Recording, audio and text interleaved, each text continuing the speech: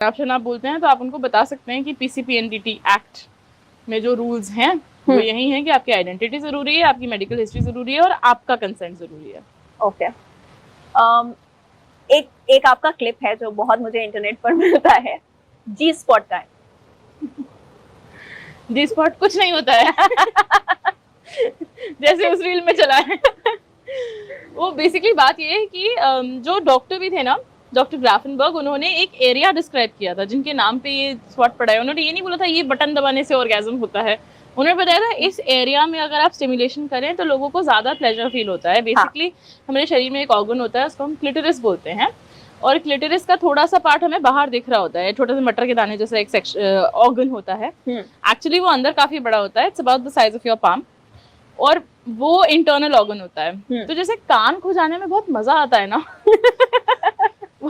वो pleasurable sensation होता है, वैसे ही क्योंकि कान में नर्व एंडिंग्स होती हैं तो आपका कान बहुत सेंसिटिव होता है। उसी तरह से वजाइना भी बहुत सेंसिटिव जगह है और वो इनडायरेक्टली आपके क्लिटोरिस को स्टिमुलेट करता है, क्योंकि अगर ये वजाइना है तो उसके ऊपर क्लिटोरिस ऐसे बैठा रहता है।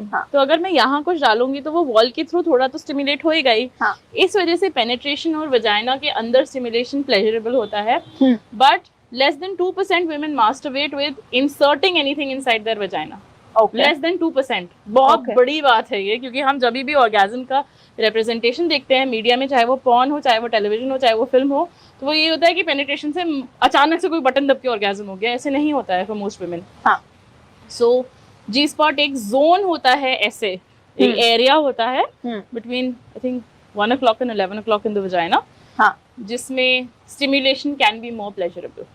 ओके। एंड वजाइनल वॉशेस, और बहुत सारी लड़कियां ऐसी होती हैं, इनफैक्ट हो सकता है मेल्स भी हो, जो अपने जेनाइटल एरियाज के आसपास के कलर से बहुत अनकंफर्टेबल होते हैं, और वजाइनल वॉशेस या फिर ऐसे ब्लीचेस आते हैं जो इस्तेमाल करते हैं, आर दे सेफ?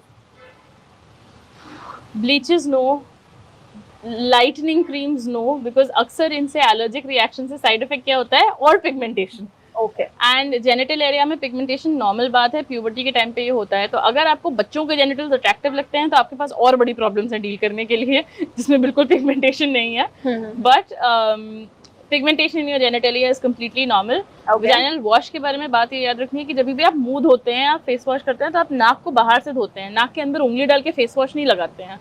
तो same thing is for the vagina. जो बाहर का पार्ट होता है जो हमारे कपड़ों को टच कर रहा होता है उसे हम वल्वा बोलते हैं, और जो कैनाल होती है अंदर जहाँ से बेबी बाहर आता है, या जहाँ पीनस जाता है, या जहाँ मेंस्ट्रुअल कप जाता है, वो वजाइना होती है। तो जैसे ही हम नाक के अंदर फेस वॉश नहीं डालते हैं, वैसे हम वजाइना के अंदर वजाइनल वॉश नहीं डालेंगे। इनका नाम एक्चुअली वल्वा वॉश होना चाहिए, और वो सिर्फ एक्सटर्नली यूज करना चाहिए। और मेक श्योर कि आपका वल्वा वॉश फ्रेग्रेंस फ्री हो और बहुत हार्श ना हो, माइल्ड हो।